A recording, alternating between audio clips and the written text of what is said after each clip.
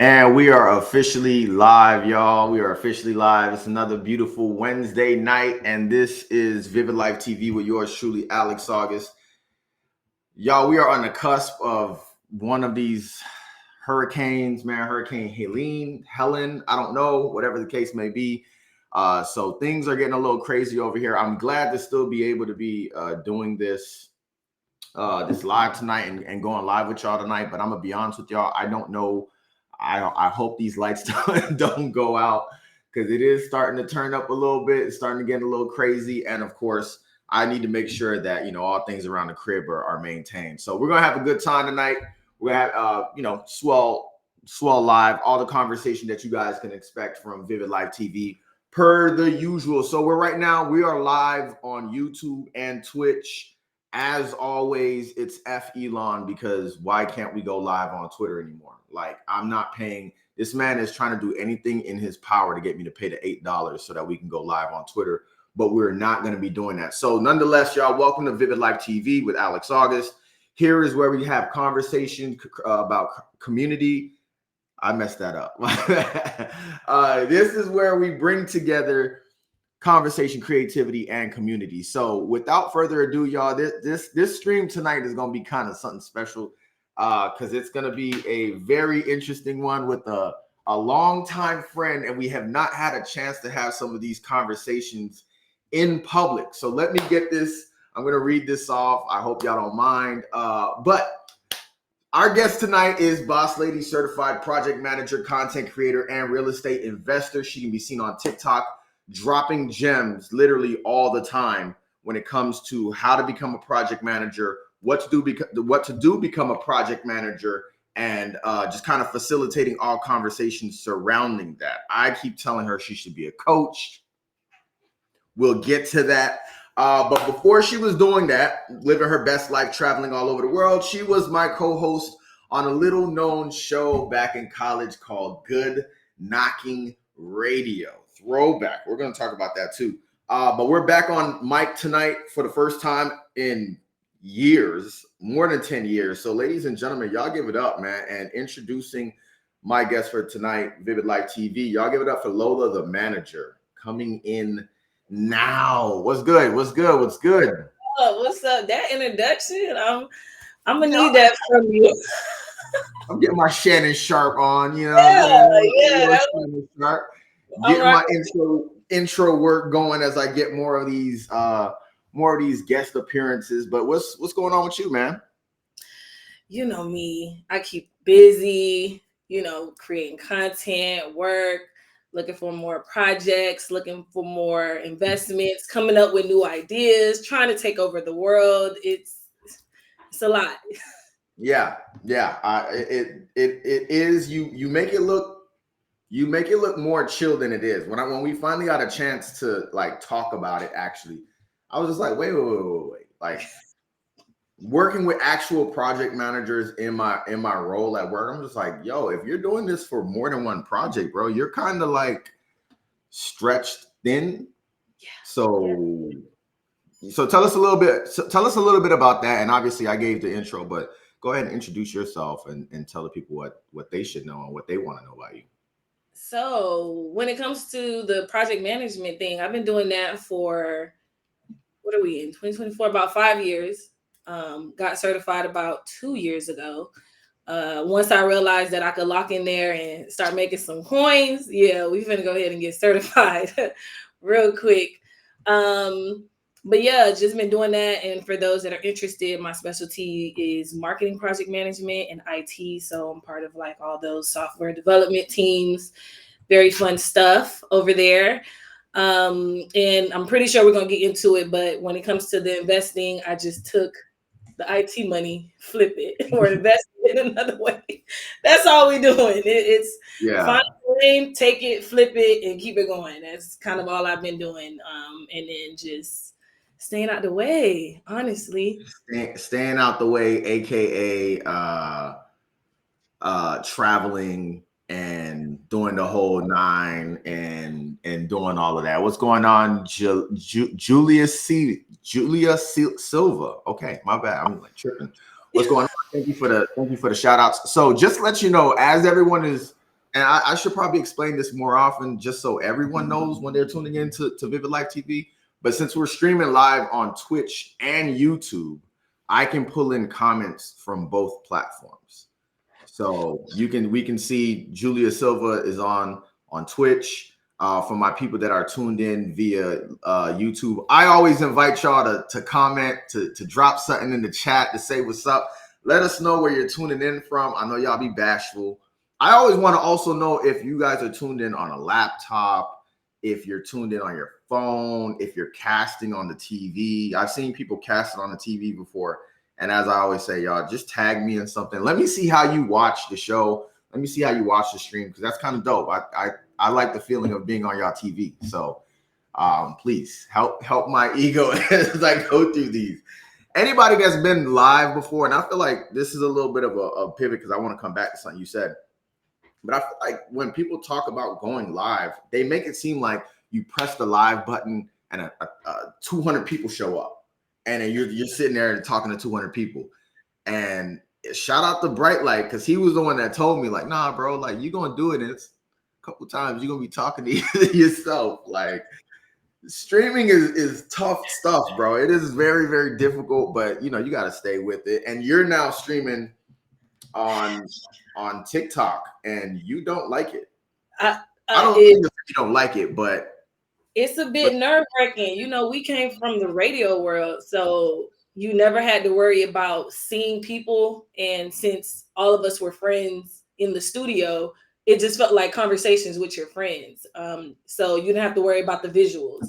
But now, with going on the TikTok or the YouTube or Twitch or all these other platforms, it's a little nerve-wracking because, like, now I have to, like, show my face. And then, your feelings may get hurt if you're seeing how many people are actually in the live at real time. It's just like, oh, you got one person. Oh, it's zero. Oh, it's 2 more people. Oh, you're back at 0. And then you got to keep the same energy. It's a lot. It's a lot to get your mind in the. And it's funny. It's funny because I remember when I was talking to you in the summer about going live on TikTok. I was like, man, you got 1,000 followers. You tripping. You need to do that, man. You go live. It'll be straight. And then TikTok monetized me, and they're like, yeah, you can go live. And I'm like, I'll be in there, and I'm like, yo, what's up? Such and such. Welcome to the. They're already gone. Okay. Like, all right. And honestly, you made a good point about the radio thing. And I think that's something that I definitely thought about at one period of time too. It's like, they have that old phrase of, like, you have a face made for radio, which is a very shady way of saying you're ugly, right? Mm-hmm. But we, like, with radio, it was like you didn't have to worry about the look. Like, back then when we were doing it, the good knocking days, this was 2010, 2013.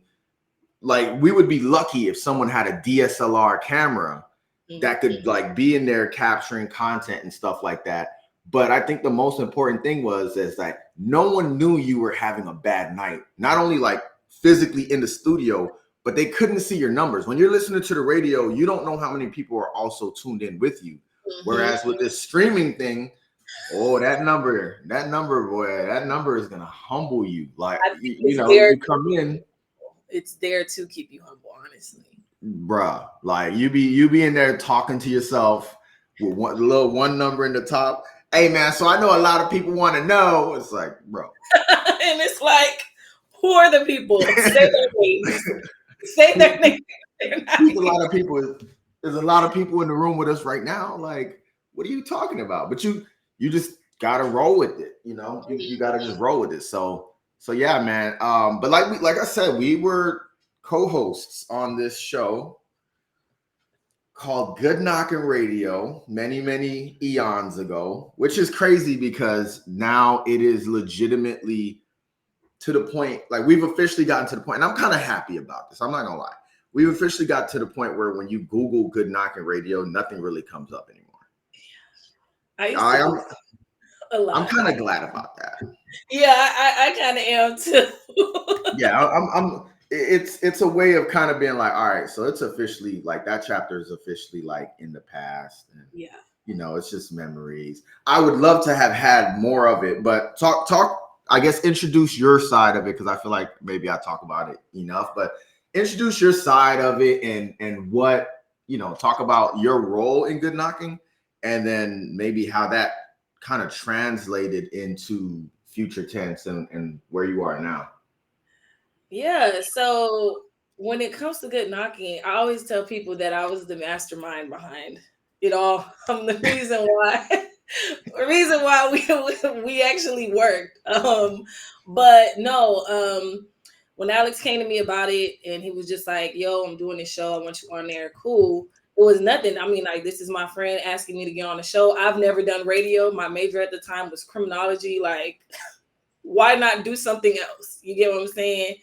And I was it's interesting how I'm in the role that I'm in now as a project manager, because you could say that's what I did for the show. That's why I say I joke around and say I'm the mastermind. I was the one that was like, hey, let's get these outlines, let's get it structured, let's make sure everybody knows their role, what they have to do.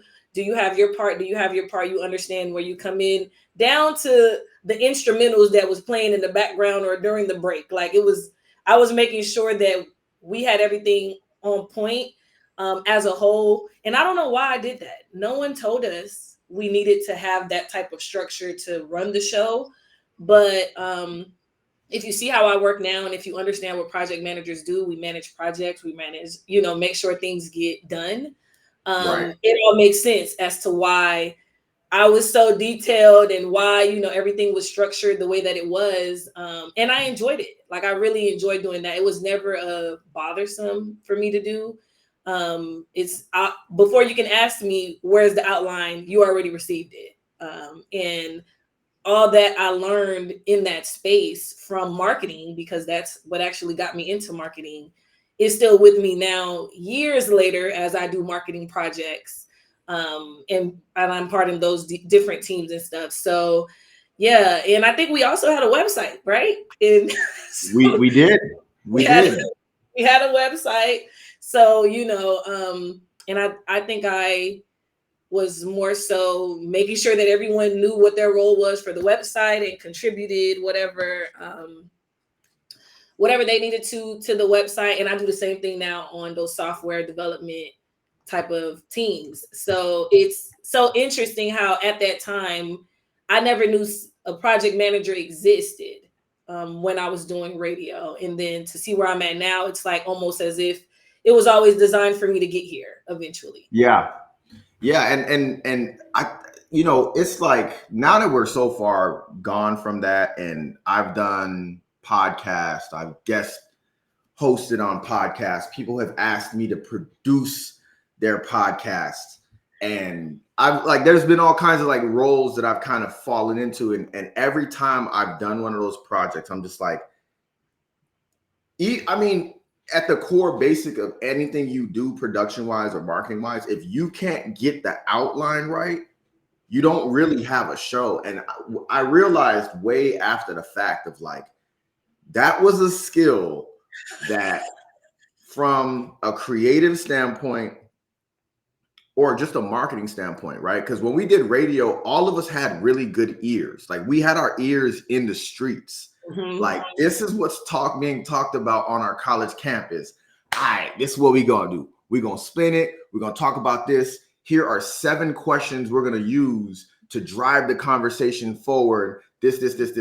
We're gonna pivot. We're gonna do that, and then to have the outline like built out. And I think I probably only showed you how to do the outline maybe once or twice. Yeah. And then it became like clockwork. I think the day to have the outlines was like a Friday or a Thursday or something like that. And then we would have like our interns. We would have our interns printing them out on Sunday night, be like, oh, you trying to join the team. Listen, you're gonna need to use your prints to bring all of the outlines. You need one for DJ Brightlight, Oso Tay, Lola, and Alex. Don't come to the studio without it. Like, Yeah. and we would, but like that really was like project management for real, like to the point of like being able to do that, being able to delegate all of it and everything like that. And I always feel like every time I think of Lola the manager, I'm just like, bro, you kind of like you just kind of flip the omelet from that to what you do now, because you know we're gonna talk about this part too. Once you left the team, it was like, bro, what you mean you don't have? What you mean you don't have my outline though? Like, what do you mean you're trying to join the team, but you don't have my outline? Like, it became like Suge Knight real quick. Like, oh man, Right. get out of here and don't come back. Man, that I knew that was gonna be tough. I knew that was gonna be tough. We can definitely take it there when you're ready. I mean, You know. let's take it there. I mean, I'm cool. We had our conversation last year, and I feel like that was the most important conversation to be had. So I'm cool. I'm cool if you cool. Yeah, that's why we laughing now. Because we already talked. Exactly. Exactly. Exactly. Which I didn't know how people were gonna respond to. All right, so let me just piggyback for a little second, because in the era following your departure, and we could talk about that too. You can go into that. But in that era after, for a good amount of time, there was like, I think we talked about this last year, there was a lot of questions. Like a lot of questions about like, yo, what happened? Like, what happened? I seen y'all walk by each other. What happened? And it was like it was kind of tough, because it was just like, I don't know, bro. Like, I really don't know what happened. But the show goes on, like it was, but yeah. True. The show definitely went on. Did it go on with perfection? You know. I mean, we did good. We did well. I actually think, do I want to hold on? Let me not skip, because I do want to talk about, you gotta tell the people why you left. Right now, you want to know why I left? Yeah, I mean, we talked about it last year. Yeah, we can do that. So for those that didn't know, I feel like my last year in Good Knockin' Cook. So we started in 2010, and I left. We started fall 2010. I left spring 2013. So that was after 2 years. So maybe like 2.5 years in there. That's a long time. Yeah. Wow. But in the last year of it, I was pretty much what I call on like a spiritual journey, trying to find myself, trying to figure stuff out. Because I didn't know what I was doing with myself, my life, or anything, honestly. And from doing that, I was wrestling with being on the show. So that's what was happening. So the team knew that I was on this journey. It's not like the journey came out of nowhere. Like, you remember Martin when he joined that cult, and everybody like, where you found them?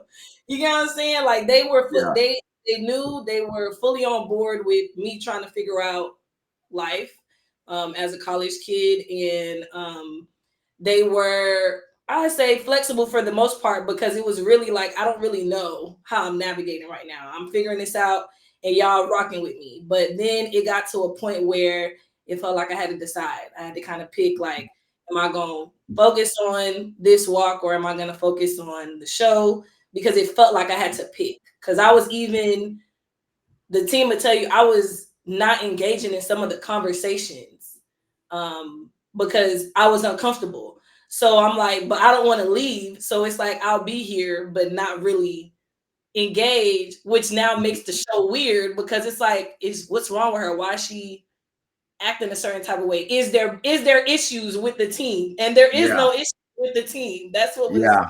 crazy. There was no like issue with a person. It was just me trying to figure out how to navigate this. Yeah. Let Light tell it. I joined a cult and I left everybody. Like, that's why we don't interview him, okay? Yeah. But Yeah. I that's mean, that really was the gist of it. It was me yeah. trying to figure it out, and then finally it just came to the point where I pulled the plug on being part of the show. And because we were young and didn't really know how to have Navigate conversations. those How to express, conversations. yeah, you get what I'm saying? It got really personal really fast. And I constantly tell people like we weren't just random people that auditioned to be on the show. We were friends. So we were friends doing business together. It was a hobby that turned into a business real fast.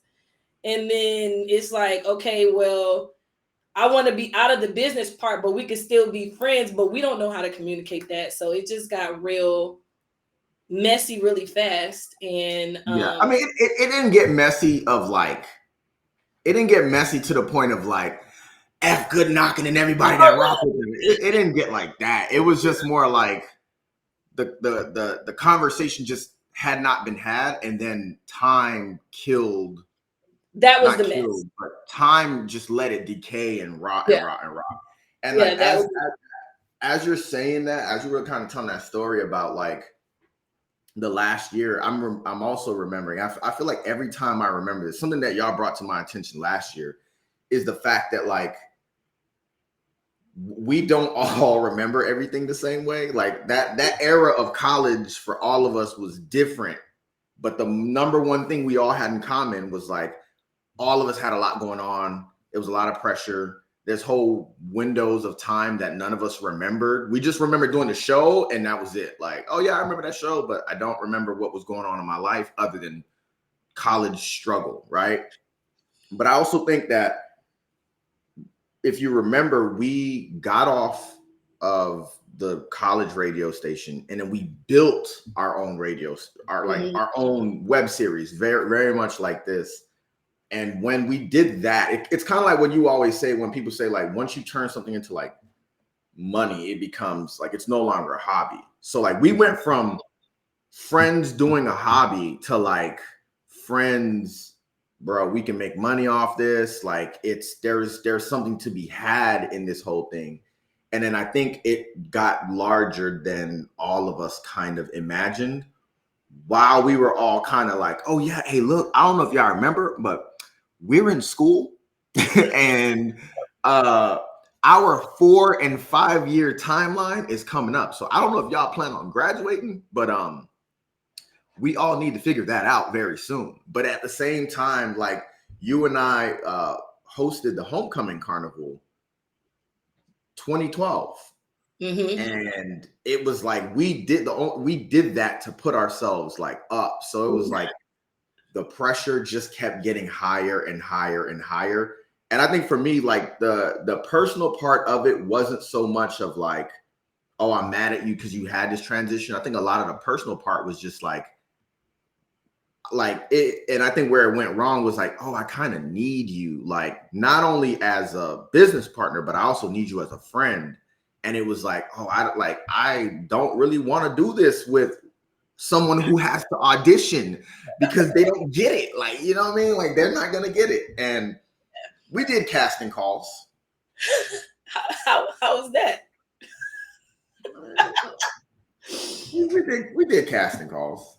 Uh, um, Good knocking was a very like what we did the reunion last year. We did the golden years, but like post the golden years, good knocking was very, very interesting because a lot of it was stuff that like had we done it, it would have been amazing, right? I ended up building a radio station. It had 24-hour music and rotations and start getting ready to sell ads and the station hit 50,000. But it was just like it was like an emptiness to it where it was just like without a team, this doesn't really like this is a thing, but without a team, like it doesn't make sense. And oftentimes we would have a audition, we would have a casting call, we'd get hosts, and it was just like because I was coaching on how to be a host, I wasn't hosting. And I was like, bro, like what's going on? And then of course there's other things that happened with it, personal shit and a whole bunch you got stuck. Yeah, it was like, all right. And eventually, like 2020, I was just like, I think I'm just ready for like a new chapter, bro. So yeah, it was interesting, but we were young, bro. 2021. Yeah. We thought we were grown, but we were. Don't know what we were doing, but it was definitely a story you're gonna always tell, because it just, there was nothing like it. And so yeah, that's the story. I feel like people thought it was some type of juiciness to it. Like, no, we was real friends. So Yeah. so Yeah. it was just once all that, and then it's so funny because last year when we all reunited, that's the first time we had our conversation. That was the first time me and Alex spoke. People don't know that. Yeah. I chat with everybody, like as far as like you see them, you check in, you're on social media, but Alex and I didn't speak since I left the show. So it And was it wasn't like, for me, it wasn't personal. It was just like, it got to a point where eventually it was just like, well, I don't really know what's going on there, but like, you know, you're heading in this direction. Like, you're just going to kind of keep on going. Right. yeah. Mm-hmm. And I kind of feel like that way. I don't know about how you feel, but I kind of feel like that way a lot with a lot of like USF stuff. It's kind of like, all right, like, okay, y'all are doing that. Okay, cool. Mm-hmm. You know, and it just, my commitment to just being nostalgic all the time is not really there. Good Yeah. knocking is probably the one thing that I talk about from the past where you'll see a little bit of gleam in my eye. I might get a little excited. I might start spitting when I talk and stuff like that. Like, yo, we was kings. Like, I might get a little excited when I talk about good knocking, but like, outside of that, I actually prefer if people don't talk to me about college at all. And unfortunately, whenever I'm around our good friends and brothers and sisters from the University of South Florida, I'm like, nigga, how much more can we talk about Bulls Club? Like, how many more conversations can we have about